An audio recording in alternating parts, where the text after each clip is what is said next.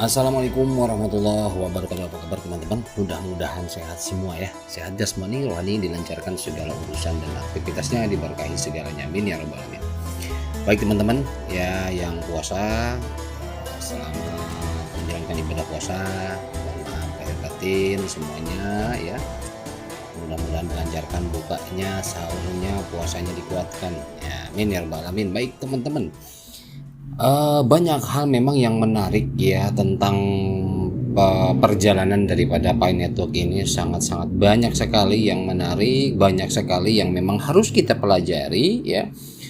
Intinya kata kuncinya adalah kita belajar, kita mempelajari ya, kita coba memahami, mempelajari.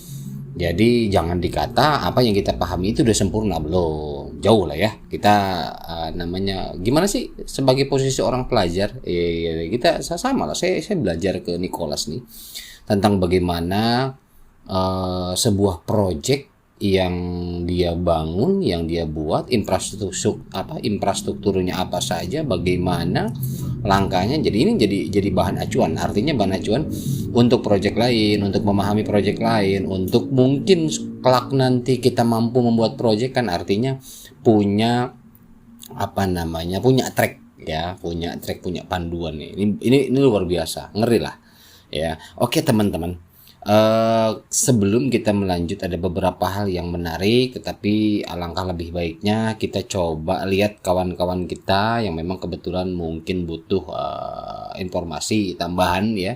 Ada juga yang bertanya. Coba kita lihat yang pertama ini dari, mohon maaf ya, disclaimer dulu untuk masalah nama, kenapa saya tutup. Lagi-lagi saya sampaikan setiap saya coba review komen teman-teman, kenapa saya tutup, karena saya berpikir begini, mungkin kalau yang lain dibuka saja namanya ya, tapi kalau saya kenapa ditutup, bukan tidak menghargai nama, tetapi saya lebih menjaga privasi. Yang dikhawatirkan adalah nama yang dicantumkan di akun YouTube-nya, dibuat itu nickname itu tersebut ya, atau username itu takutnya digunakan di akun lain, sementara di akun lain tersebut ada hal-hal yang penting ya. Menghindari sekecil apapun, menghindari peretasan yang tidak kita harapkan ya. Jadi penggunaan tidak tanggung jawab, makanya saya tutup aja. Mungkin teman-teman ya, saya bukan tidak mengapresiasi, artinya pertanyaan-pertanyaan teman, intinya aja kita belajar bersama ya. Jadi nama mohon maaf saya tutup. Oke, kita lanjut nih. Assalamualaikum katanya. Kang Arul mau tanya, jika tidak diperbaharui atau dirubah di profile Pi saya, apakah aman-aman saja akun Pi saya? Karena ditanda hijau checklist semua yang 9 itu. Oh, yang 9 itu udah checklist hijau, maksudnya begitu ya. Di sini jika tidak diperbaharui atau nomor, mungkin ya, untuk nomor. Ketika memang nomor handphone itu dirasa selalu aktif, tidak pernah ada masalah dan tidak pernah berpindah-pindah ya ke lain handphone, atau mungkin misalkan intinya nggak ada pernah masalah dah ya,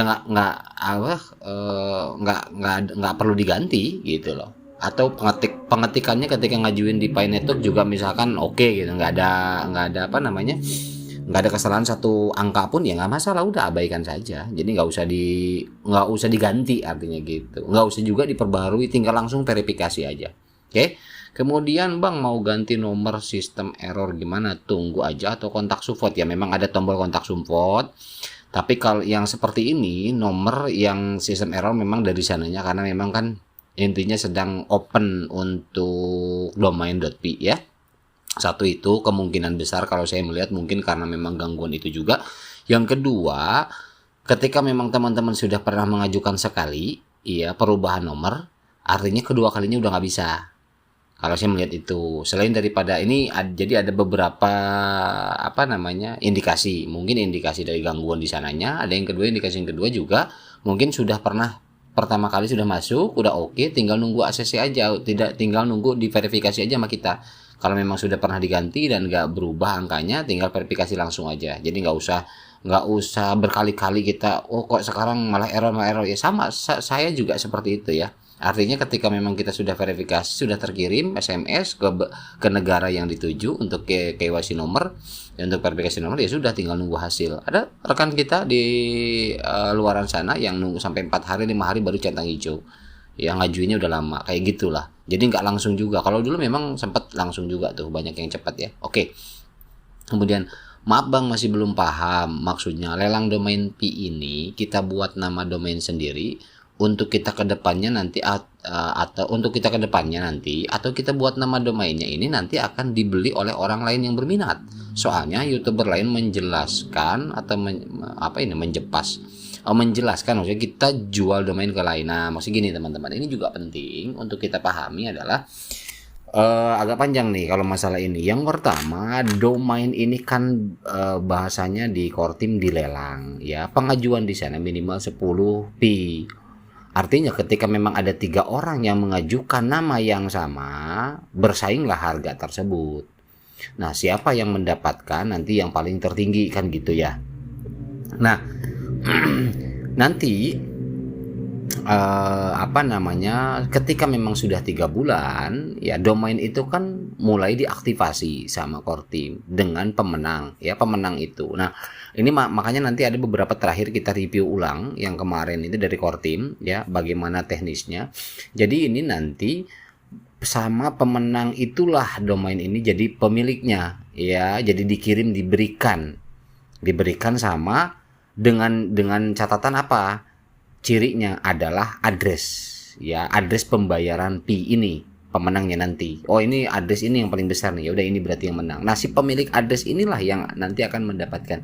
Adapun masalah dijual, kalau yang saya pahami ini bukan begitu pemahamannya kalau saya pribadi ini, kalau boleh sharing ya teman-teman ya. Kalau yang saya pahami adalah mungkin ada bahasa jual, ada bahasa pembelian dan sebagainya. Nah, makanya nanti kita coba runut lagi ke beberapa file di di websitenya ya. Jadi domain ini memang sekarang dibuka lelang tanpa ada dikhususkan untuk company tertentu, karena ini kan baru, domain baru, teknologi baru yang dilibatkan Web3 juga, kemudian menggunakan basisnya adalah blockchain dan Web3-nya Pi Network. Kalau di sana ada misalkan eBay yang kemarin saya bilang, atau misalkan Lazada.com, saya nggak yakin ini pemilik Lazada yang mengajukan. Mungkinkah dia tahu Pi atau tidak? Kalau tidak Pi, berarti siapa yang mengajukan? Lazada.com misalkan seperti itu. Nah, ketika ada salah satu pionir iseng, makanya saya bilang kemarin hati-hati, jangan asal ketik. Kalau misalkan ada pionir iseng ngetik Lazada.com, Lazada.pi gitu. Kemudian dia bayar 10. Kemudian ada lagi pionir yang kedua, padahal itu pionir biasa misalkan. Nah, bersaing di situ dengan tujuan apa? Nanti dijual ke ke pemilik Lazada. Kalau dia punya koneksi langsung ke Lazada. Lah, kalau tiba-tiba nanti orang Lazadanya mengkasuskan ketika suatu saat misalkan dia menginginkan bahwa dengan cara mereka bahwa berpikir, wah ini mencatut nama kita tanpa izin segala macam, dipermasalahkan, sementara mereka perusahaan besar di luaran sana itu sudah mengantongi izin, walaupun teknologi yang digunakan bahasanya boleh kita bilang tradisional, Web 2 misalkan. Nah, tiba-tiba di Web 3-nya Pi Network ada yang menggunakan nama tersebut. Apakah nggak mungkin itu dikasuskan? Kemungkinan akan dikasuskan, akan jadi bermasalah, sementara kita nggak punya badan hukum. Sementara mereka yang ada di Web 2 saat ini, ya website Lazada, website apapun itu, mereka sudah punya badan hukum, dia punya legalitas sendiri, punya izin sendiri. Ini makanya saya bilang hati-hati. Walaupun memang bisa dijual, artinya teman-teman buat nama saja yang umum. Yang sekiranya memang nanti, karena gini, pembelian domain itu sama aja nanti memiliki address sendiri. Bahkan ketika kita melakukan pembayaran akun kita, address kita yang dijadikan pemenang, misalkan gini, Lazada.pi, kita bayar paling tinggi nih 20.000 Pi misalkan, kita menang. Berarti nanti mau tidak mau, kalaupun memang teman-teman berpikiran bahwa ini bisa dijual, berarti akun teman-teman dijual sekaligus, karena memang membayar saat lelang itu menggunakan address teman-teman sendiri, dan itu nggak bisa diganti. Kalau memang sudah launching 100 hari, 3 bulan, ini udah jalan, berarti itu website atau domain.p-nya, misalkan Lazada atau apapun itu sudah aktif, udah nggak bisa dirubah teman-teman. Ini makanya yang saya titipkan buat teman-teman, jangan asal. Kalau saya pribadi pemahaman itu terserah, kalau nggak percaya misalkan ya ini sharing ya, masalah percaya kesampingkan dulu deh. Kalau ini sharing pandangan saya pribadi gitu loh. Jadi hati-hati teman-teman. Saya khawatirnya nanti seperti itu kejadiannya. Justru malah karena gini, ini kan jangka panjang teman-teman. Yang menyangkut domain ini nggak bisa disepelein, nggak bisa dianggap hal-hal yang remeh-temeh. Ini domain nih untuk jangka selama-lamanya, domain ini ya, dan nggak mudah juga untuk dirubahnya nanti gitu loh. Makanya ada keterangan kemarin di video sebelumnya saya sampaikan dari Kortim bilang bahwa Kortim berhak menghapus, mendelete, menolak dan lain sebagainya tanpa perlu izin, tanpa perlu apa segala macam. Kalau misalkan memang nama tersebut artinya sudah bahasa sederhananya begini deh. Udah dipatenin deh, udah ada izinnya. Kortim tahu misalkan bahwa Lazada itu adalah marketplace yang memang sudah legal di Indonesia dan ini pengajunya hanya pionir biasa. Misalkan Kortim konfirmasi nih, ini bener nggak Lazada asli? Oh bukan, ya udah ditolak.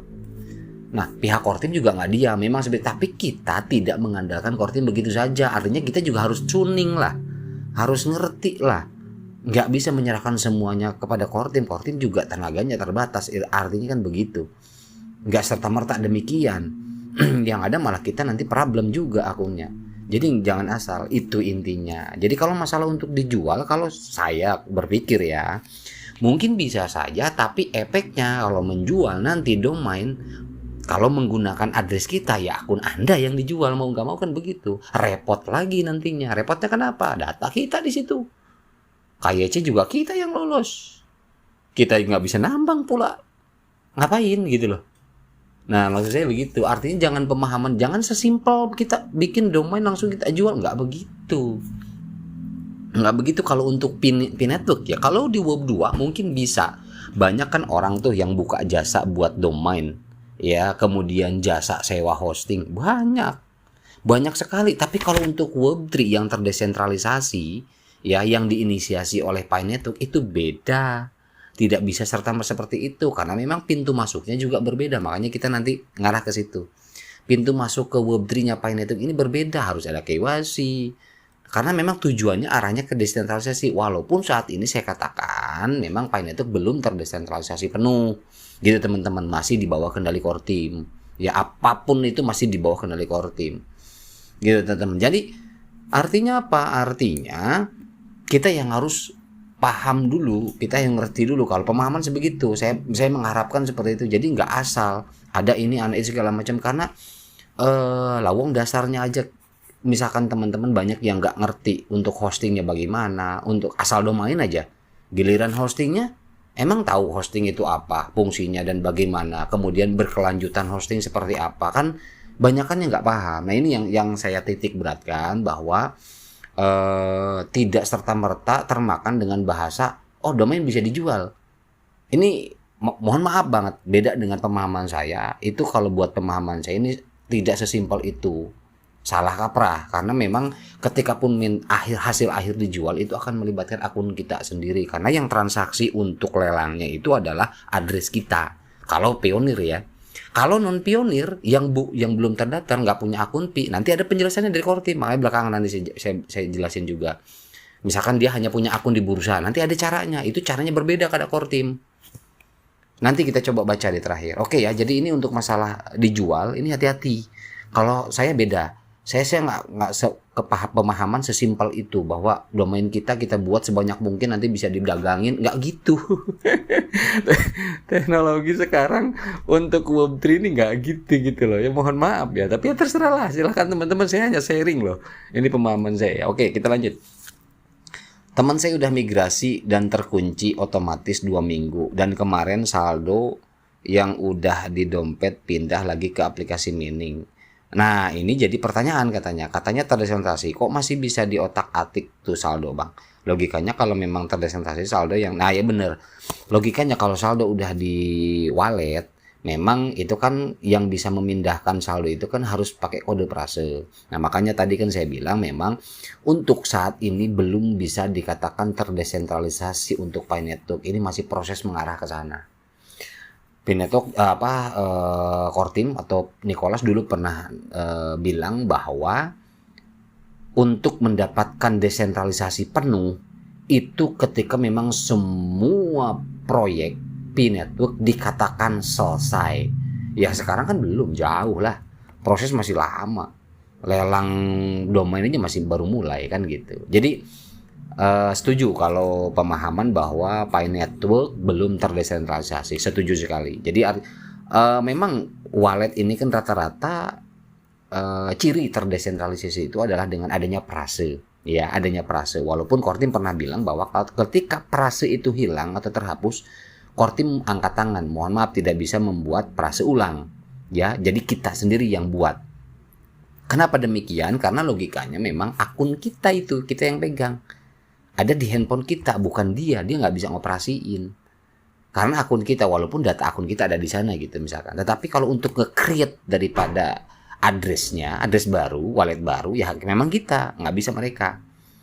Nah, bagaimana misalkan posisi saldo hilang segala macam, mungkin saat itu, saat ketika kan gini, kalau kita untuk transfer masuk ke wallet berarti harus menggunakan prase masuk ke walletnya. Tapi Kortim tidak minta prase kita untuk mendistribusikan kan dari distribusi pertama sampai saat ini ya, pengiriman saldo. Apakah mereka minta prase kita? Kan enggak.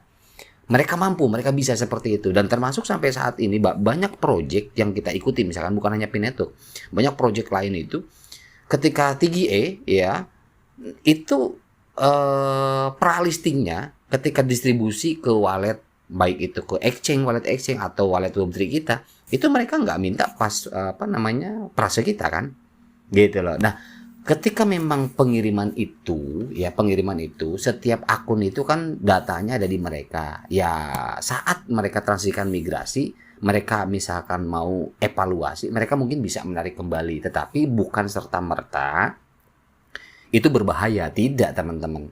Ya, tidak sama sekali, karena memang ini adalah satu buah project. Misal contoh kayak kemarin saya Tomato udah masuk ke wallet saya, tapi nyatanya hilang lagi. Nah, itu bisa karena bukan artinya gini. Desentral di sini sebenarnya itu belum ada yang mampu menciptakan penuh desentral, belum. Nah, kunci prase ini yang saya pahami adalah untuk akses keamanan kita agar tidak mudah dipindah tangankan antar kita gitu loh. Bukan kita sama pembuat, pengembang, bukan, tapi antar kita karena dikunci dengan kode prase. Tapi bagi pengembang ada kode tertentu yang memang kode, misalkan contoh Pi Network akun atas nama saya Arul nih. Nickname saya @arul20 misalkan seperti itu. Nah, itu dijadikan kunci akses mereka. Karena mereka yang buat kok teknologinya. Mungkin salah satunya itu. Ada lagi misalkan ya blok-blok tertentu yang dikaitkan dengan wallet address kita sehingga mereka bisa saat ini sementara kontrol dulu aset kita. Ketika mereka salah kirim, mereka bisa tarik. Lah kalau nggak gitu, ketika mereka melakukan salah, human error, mereka juga manusia kan, berarti nggak bisa diperbaiki. Nah, untuk hal itu kita tidak usah ambil pusing, biarkan saja. Yang penting sejauh ini Kortim sudah menggunakan jalur kejujuran. Ya, oke. Kemudian, nah ini ada teman yang membantu balas menjelaskan terima kasih ya di cuitan ini di komentar. Berarti sampean kurang mengerti bosku, katanya. Jadi ntar siapa yang punya domain .pi itu duluan, kata dia. Jadi ntar siapa yang punya domain pi itu duluan, setelah di deal nantinya siapa yang miliknya, betul. Bukan duluan sih sebetulnya. Kalau untuk lelang ini ya siapa yang berani lebih besar bayar. Maka apabila ada perusahaan, katanya, yang mau memakai nama domain tersebut harus membelinya dari pionir yang memenangkan bid dari domain. Nah, ini yang tadi udah saya jelasin ya.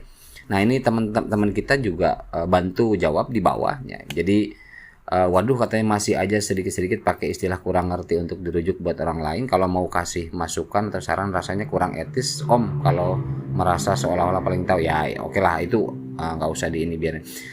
Jadi gini ya, saya cuma mencoba menekankan apa yang dicantumkan di penjelasan dari announcement resmi di atas. Ini tuh uji coba lelang. Kenapa perlu waktu sampai sekitar 3 bulan lebih? Ini sebuah langkah awal. Jelas di sana ditegaskan pihak perusahaan berhak membatalkan segala jenis lelang secara sepihak. Betul? Terlebih jika dirasa memang harus dilakukan. Betul, seperti yang tadi saya sampaikan ya, kalau memang ada kesalahan nama, memang sudah hak milik orang segala macam, asal pakai itu Kortim punya hak, makanya ada waktu 3 bulan. Misal karena domain tersebut sudah dipesan atau memang status kepemilikan tidak ada seharusnya, oke ya kayak gitu ya. Jadi kalau masalah urusan jual beli tadi di awal sudah sampaikan, jadi nggak bisa sesimpel itu ya. Kalau masalah lelang domain, makanya saya bilang pahami dulu apa itu domain, apa itu hosting ya. Hosting ini adalah konten, tempat untuk menyimpan konten. Konten itu kan berupa tulisan di website, berupa animasi di website, itu konten. Disimpannya di mana sih? Nah, itulah yang namanya hosting, di servernya Pi Network, teman-teman. Itulah hosting.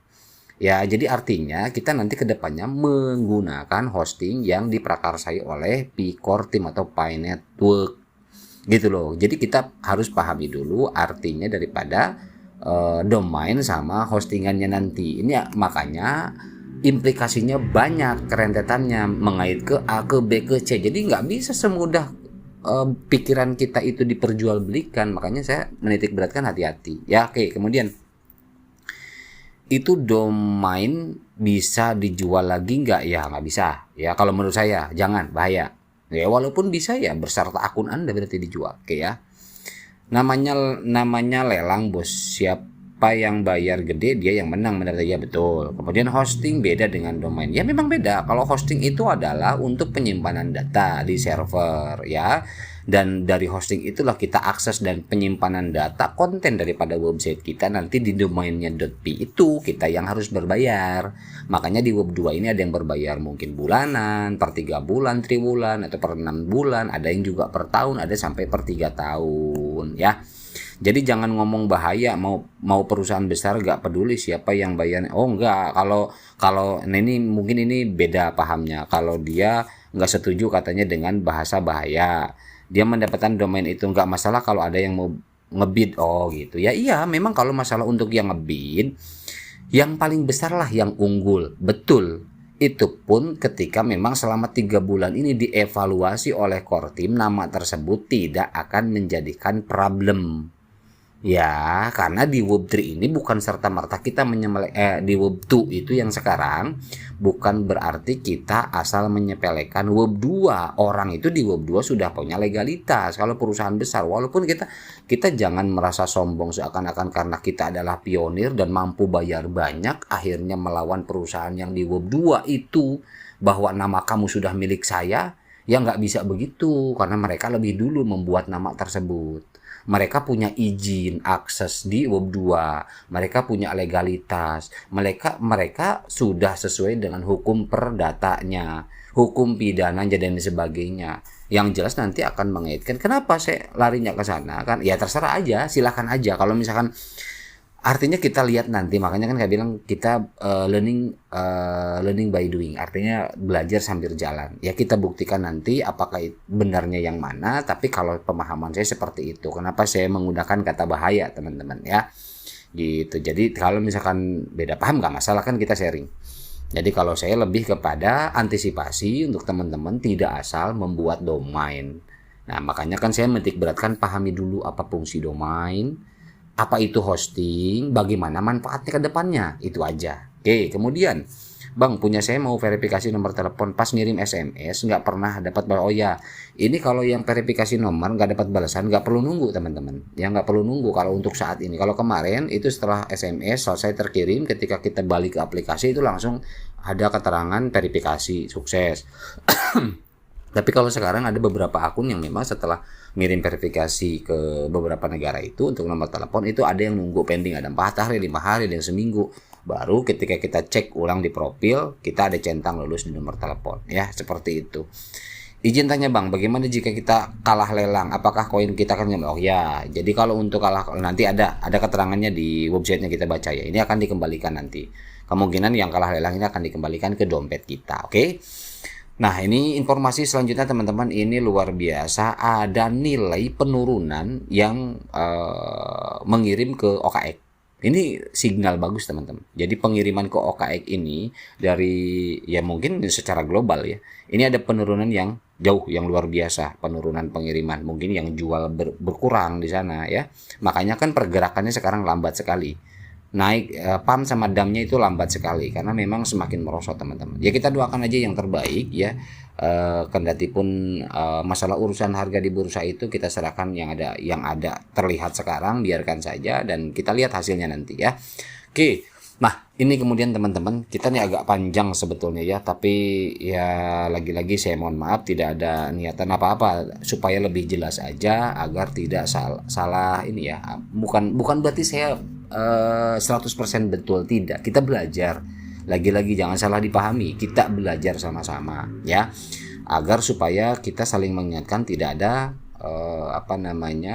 akhirnya nanti ya banyak seperti yang teman-teman mungkin tahu kasus di luaran sekarang seperti apa. Itu ngeri juga ya, sampai nanti heboh dengan hukum kan bahaya juga akibat daripada salah pemahaman, ngeri gitu loh ya. Jadi saya harapkan teman-teman ya, jadi kalau yang misalkan oke, ada pencairan ya, saya berikan dulu sekitar 500 juta, tapi Anda harus bayar saya 5 juta. Itu kan nggak logis. Itu di luar aturan juga. Dan itu juga nggak, ya apa ya? Ini bukan game loh, ini bukan permainan, ini bukan masalah permainan uang gitu loh. Ini proyek juga nggak nyambung dengan hal-hal kayak gitu.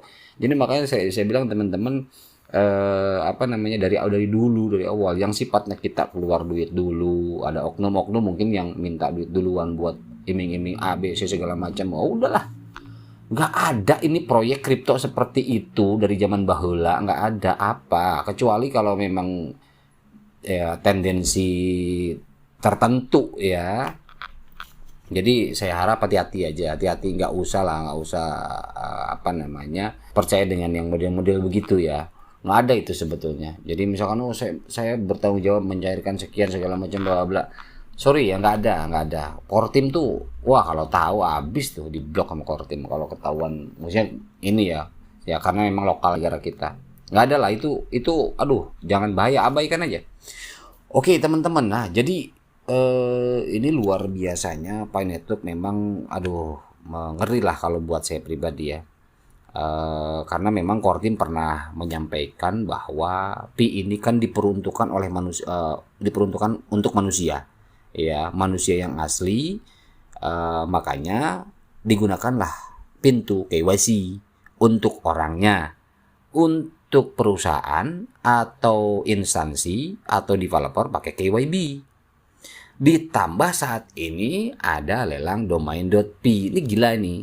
Ini aduh ya. Jadi makanya gini, kita coba lihat Pi Network ini sebagai sebuah rumah.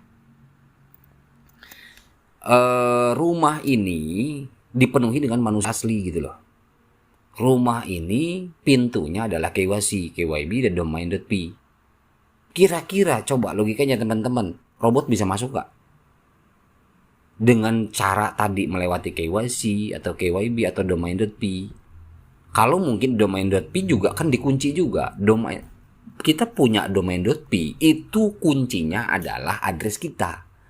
Itu kuncinya adalah verifikasi dan konfirmasi akun kita. Ayo mau gimana? Nah makanya kan dari awal juga Nicholas pernah bilang bahwa untuk KYC ini sangat rumit dan sangat hati-hati. Karena kenapa? Zaman sekarang robot aja yang diprakarsai oleh softwarenya oleh AI, mereka itu bisa ngedip ya, bisa senyum, bisa apa segala macam ketika di layar kayak manusia biasa. Nah ini juga sudah diketahui sama Kortim, sama Nicholas. Bagaimana mengatasi itu semua? Makanya KYC nggak bisa asal, harus benar-benar human. Makanya dilemparlah ke kita sebagai validator untuk memvalidasi ini benar orang atau bukan. Ada videonya, ada foto KTP segala macam. Nah dengan cara seperti itu pionir dilibatkan, minta bantuannya untuk verifikasi. Khawatirnya itu robot gitu loh. Nah makanya nggak mudah teman-teman. Jadi rumah kita adalah rumah manusia. Kenapa saya judulnya adalah versus AI, karena memang ke depan mau tidak mau kita tidak bisa terhindar dari yang namanya teknologi artificial intelligence. Ya, Cheng Daopan pernah mengatakan kami mengajak masyarakat masuk ke dunia kripto dengan cara yang berbeda. Cheng Daopan. Kemudian Nicholas mengatakan Pi Network ini diciptakan untuk Bitcoin yang inklusif. Nicholas juga pernah bilang Pi untuk dunia nyata, bukan dunia virtual, bukan dunia, walaupun dunia virtual ini mungkin nantinya yang bisa menggunakan koin Pi ini bisa melibatkan NFT, game, musik, apa segala macam itu kan virtual digital, bisa saja. Tetapi siapa penggunanya? Ya manusia, gitu loh. Nah makanya sementara artificial intelligence atau AI ini kan by program, di mana ada beberapa ini learning of MLP, ya, kemudian fuzzy logic, generative algorithm, ya, evolutionary programming, evolusi strategi, genetic programming. Nah ini semua pemrograman yang dikemas dalam satu teknologi yang disebut artificial intelligence ini, semua by program, semua by data tracing, semua by data strategi. Makanya nggak aneh sekarang banyak perusahaan-perusahaan yang akhirnya notabene mengarah kepada by big data, artinya membuat sebuah project. Makanya kan banyak project-project kripto. Tujuannya apa sih sebetulnya? Ada kripto yang memang dia tujuan intinya adalah membuat teknologi artificial intelligence. Dibuatlah, disusun dari awal bagaimana ini supaya saya punya data, saya bisa membuat AI buat bisnis dia, buat bisnis developer ini. Akhirnya dia buat satu platform di mana sekalian dia modalin bagaimana caranya saya membuat kripto agar orang menarik untuk untuk bergabung di project itu. Nah, dari orang tersebut itulah akhirnya terkumpul data untuk artificial intelligence dia nanti. Nah, ketika udah rampung, misalkan orang-orang tersebut membernya ya memang sudah jual beli di market, misalkan udah listing lah, ada project seperti itu yang dikhususkan hasil akhir. Nah, yang income berkepanjangan buat developernya adalah AI-nya itu sendiri. Makanya kalau teman-teman akses AI sekarang, misalkan bikin musik, bikin video, bikin orang ngomong, bikin apa kayak segala macam, gambar, animasi, itu kan gratisnya dibatasi. Ada yang cuma gratis 3 hari, ada yang gratis cuma sebulan, ada yang gratis per hari cuma sekian. Menggunakan AI itu jasanya kita bayar paket, gitu loh. Jadi kalau kita pengen fitur AI yang bagus, kita bayar. Kemana itu pembayarannya? Ke platform daripada pencipta AI tersebut. Akhirnya kemana tuh? Masuk ke pembuatnya, ke kantong pembuatnya, punya dia duit, have fun deh, liburan dia. Nah itulah orang-orang pintar membuat satu produk AI. Gimana caranya? Yaitu dari big data kumpulin, dikemas bagaimana supaya AI itu tercipta dan disewakan ke kita, gitu loh. Ada gratisnya nih, tapi lu kalau mau fitur bagus, lu bayar ya. Ini AI hasil gua. Padahal memang dia yang buat, padahal big datanya dari kita semua. Nah, itu makanya Pi Network berinisiasi dari awal. Makanya saya bilang ini seakan-akan saya melihat semacam kayak dua kotak, ya, atau dua rumah di mana berbeda. Ada yang memang mereka fokus mengembangkan AI, tetapi untuk Pi Network berbeda. Dia fokus real human, dunia nyata dan perdagangan nyata. Bayangkan jauh berbeda, bertolak belakang. Walaupun teknologi yang digunakan, saya percaya Nicholas juga menggunakan sebagian daripada teknologinya dalam melibatkan AI. Untuk KYC dulu pernah saya bahas kan, AI yang dilibatkan di KYC-nya Pi Network. Ada juga, nggak menutup kemungkinan kalau masalah itu. Gitu teman-teman ya. Jadi ini ngeri. Makanya saya bilang bersyukurlah untuk kita punya akun pionir yang memang ke depannya ketika memang ada perubahan pada akses global internet, ya, karena memang secara keseluruhan ini internet, kita adalah sebagai orang yang betul-betul orang nyata, manusia, dan kita mengamankan diri lah intinya mengamankan diri lah, sudah ada di zona ini. Zona Web3 yang penuh di dalamnya itu manusia asli. Jadi kalau kita transaksi kita merasa aman, bukan robot penerimanya. Kan gitu ya. Oke, kita lanjut teman-teman. Nah ini beberapa dari website ya penggalan saya coba yang penting-penting aja. Pembeda penting lainnya adalah bahwa domain.pi sudah memiliki kasus pengguna dunia nyata yang jelas. Nah ini bedanya kalau domain.pi ya ini sudah punya pengguna nyata yaitu Pionir, sudah 75 juta ini ya. Jadi yang nyata dan terukur katanya, serta aplikasi praktis sekarang, serta aplikasi praktis udah 100 yang di launching misalkan. Nah ini memang sudah jelas kalau pembedanya itu kalau untuk P-Network. Nah pedagang dapat dengan mudah menyiapkan etalase yang dapat dikenali, yang dapat diakses oleh pelopor menggunakan nama domain bermerek yang sederhana gitu loh. Itu bedanya ya. Kemudian secara signifikan meningkatkan interaksi dan perdagangan komunitas. Pengembang dapat membangun dan menghosting aplikasi khusus pada domain Pi. Nah, ini jadi pengembang kita ya artinya walaupun Pionir biasa punya domain nanti bisa menghostingnya itu melalui domain.pi milik kita yang dipersonalisasi. Maksudnya yang dipersonalisasi ini adalah yang memang sudah di-lock atas nama kita. Domain punya kita karena dia nempel dengan address kita, akun kita. Jadi benar-benar real human, bukan melibatkan teknologi lagi. Jadi nggak ada yang menjalankan bot-bot lagi, nggak ada. Mendorong inovasi dan pertumbuhan teknis katanya. Mereka mendapatkan keuntungan dari identitas yang diperkuat. Nah, jadi si pengguna ini mendapatkan keuntungan dari identitas kita sendiri yang diperkuat oleh core team. Kuat nantinya kita, itu milik kita, nggak bisa diapa-apain.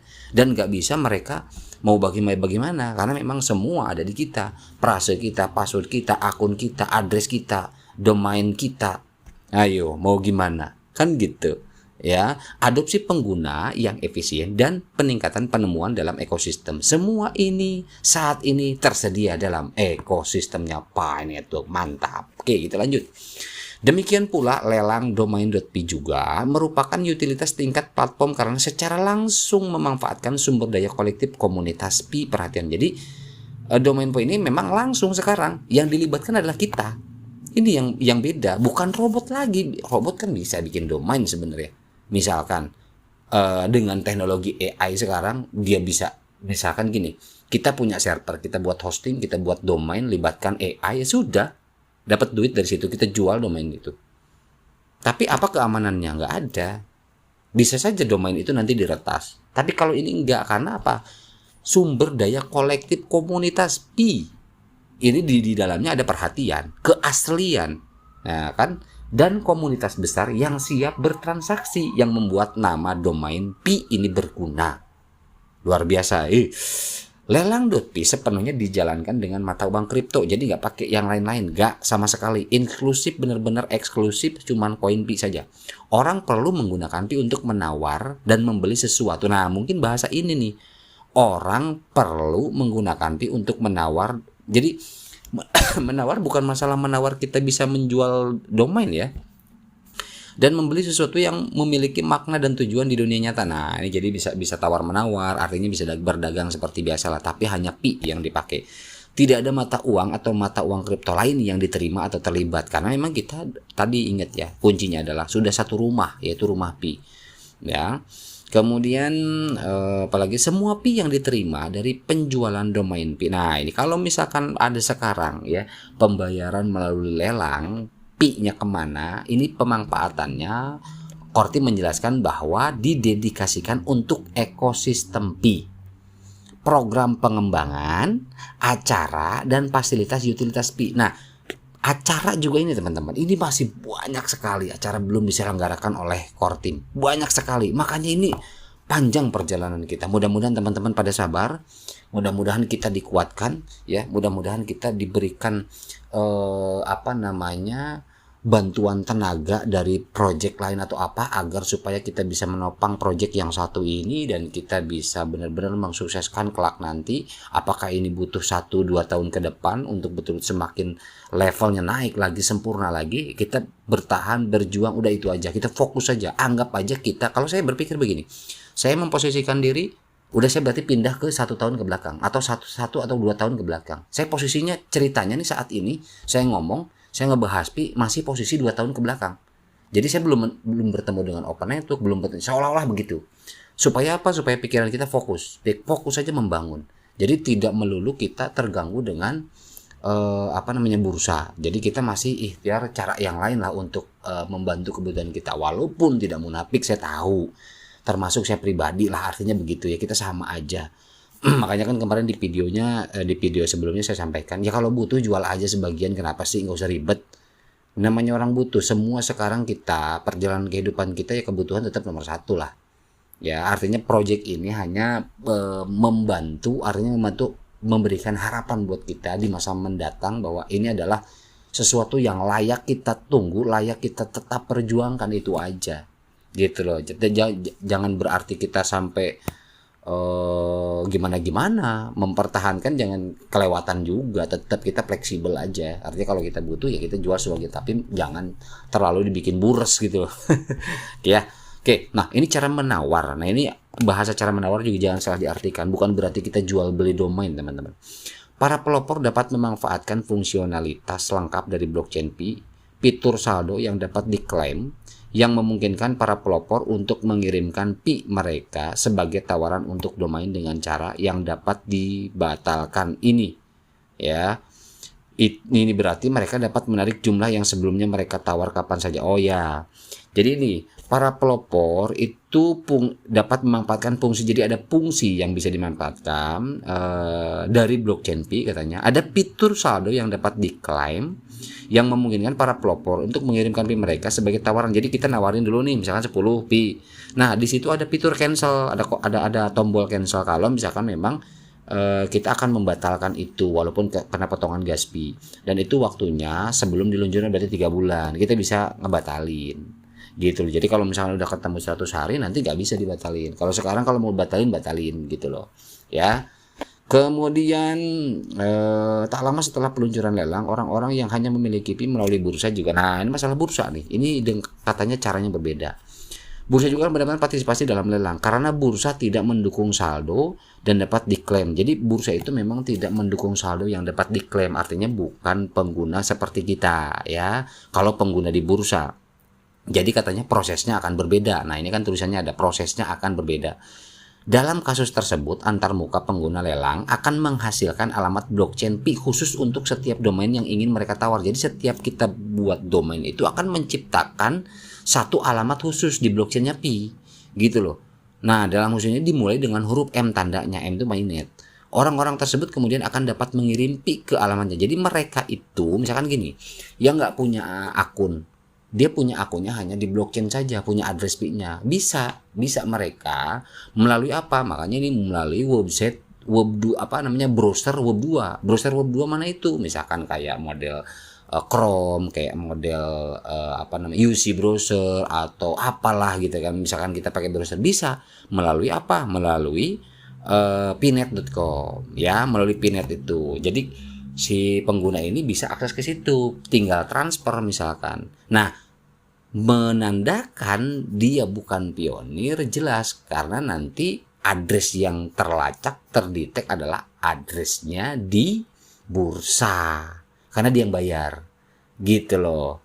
Nah, di sini lelang menghasilkan alamat, oke. Orang-orang tersebut kemudian akan dapat mengirim Pi ke alamat. Jadi bisa orang yang yang nggak punya akun Pi juga bisa ikut lelang, kirim aja Pi-nya ke alamat lelang itu. Sebagai tawaran mereka, karena tawaran ini diimplementasikan sebagai pembayaran standar aja. Pengembalian dana apapun hanya akan diproses setelah lelang berakhir. Nah, tadi yang saya bilang ini buktinya. Jadi pengembalian dana apapun, baik yang batal atau apa, itu nanti setelah proses lelang selesai, berarti nunggu 3 bulan teman-teman ya. Jadi yang batal nggak usah takut akan dikembalikan, tapi nanti nunggu 3 bulan. Sehubungan dengan transfer domain kepada para pemenang ini, mereka perlu membuat akun blockchain Pi standar untuk menerima domain. Jadi nah di sini ini diseret mau nggak mau, kalau si pemenang lelang ini adalah bukan pionir tetapi mereka hanya punya akun di blockchain, mau nggak mau harus bikin akun. Pinet tuh kan kemarin saya bilang kan, ini gila nih, ini Picortin gila bener-bener. Jadi maksa orang dengan secara halus by system. Kalau mereka memang mau punya domain, ya lu daftar jadi member Pi Network lo. Ini aplikasi gua ada di Play Store misalkan begitu contohnya lah, simpelnya kan. Itu menarik, luar biasa gitu loh. Gila emang nih. Oke lah, kita lanjut. Udah kepanjangan ini ya. Aduh. Secara keseluruhan, operasi dan organisasi domain.pi umumnya mengikuti oke, sama dengan yang lain yang tradisional yang lain yang sudah beberapa dekade katanya. Nah, misalkan kepemilikan transfer biaya pendaftaran tahunan. Nah, yang transfer biaya pendaftaran tahunan atau bulan ini maksudnya untuk nanti hostingan kita saving kontennya ya. Verifikasi kita konten segala macam itu ada hostingannya yang di blockchainnya Pi Network ya. Jadi basisnya di situ. Gitu loh. Jadi domain Pi berbeda secara signifikan di dua hal tadi ya. Yang pertama adalah lingkungan Web 3 ya, ini compatible. Jadi compatible dengan Pi browser kalau untuk domain.pi ini. Kalau yang lain kan nggak compatible nantinya. Gitu. Nah, di sini tadi saya bilang kan ini melalui ekstensinya pinet.com kalau yang non pionir. Gitu. Jadi nanti cara kerjanya masuk ke Chrome, nggak bisa ke Pi browser kalau non pionir. Ke Chrome atau Safari atau misalkan atau misalkan browser di luar lah, UC browser segala macam itu bisa melalui websitenya, website resmi core team yaitu pinet.com ya, belakangnya juga masih .com yang punya core team juga. Nah, nanti punya core team juga akan berubah jadi pinet.pi gitu. Oke teman-teman ya. Oke, kemudian kedua katanya proses akuisisi termasuk lelang dan penawaran untuk domain.pi. Nah, ini diartikan akuisisi ini jangan berarti nanti bisa diperjualbelikan dengan mudah seperti tadi yang saya bilang, jangan diartikan ke situ. Kalau saya sih pemahamannya begitu ya teman-teman ya. Ini dieksekusi menggunakan teknologi blockchain dan Pi sebagai mata uang eksklusif. Nah, maksudnya ke situ kalau ini. Jadi eksekusi itu maksudnya eksekusi domainnya itu menggunakan koin Pi yang sekarang booking kita. Gitu. Dan memungkinkan pemanfaatan blockchain Pi untuk memastikan transparansi, keamanan dan utilitas langsung di mata uang kripto gitu loh. Jadi diakuisisi domain itu oleh koin Pi. Oke, itu aja teman-teman. Mohon maaf bila ada salah-salah kata. Mudah-mudahan informasi bermanfaat. Tapi yang pasti ini adalah kita, kalau saya pribadi jujur ya, ini kan sharing. Saya pribadi betul-betul merasa punya tabungan besar di masa depan. Terlebih kita benar-benar real human, manusia, dan kita tidak akan kalah saing dengan adanya AI. Kalau saya melihat begitu ya. Tapi kan pemahaman orang beda-beda ya. Kalau ini kan saya sharing aja. Jadi saya ngerasa kok saya punya satu cercah keamanan tersendiri gitu loh. Karena kenapa ya, tidak bisa diobok-obok AI gitu. Ini ngeri nih. Jadi blockchain Web3 yang nantinya berakhir dengan full desentralisasi. Wow, kayaknya data gue udah human banget kan gitu ya. Jadi ya itulah intinya gitu ya. Karena memang kita dibekali dengan saya bilang koin Pi ini adalah hanya salah satu kecil dari proyek besar ini. Jadi kita dibekali dulu oleh itu. Jadi ketika walaupun kita punya data real human nanti segala macam bla, kalau kita emang nggak punya aset ya bagaimana kan gitu. Jadi kita dibekali dulu dengan cara menambang selama 6 tahun.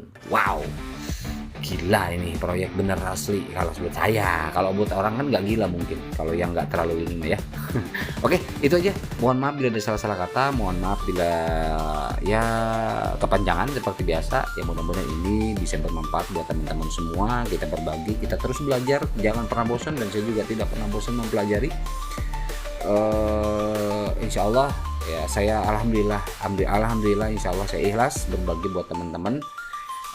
Mudah-mudahan setidaknya ini menjadi satu gambaran saja lah, intinya begitu ya. Jangan bilang edukasi lah, saya jadi nggak enak hati misalnya. Kalau edukasi buat orang-orang pintar lah, kalau saya kan cah angon ya.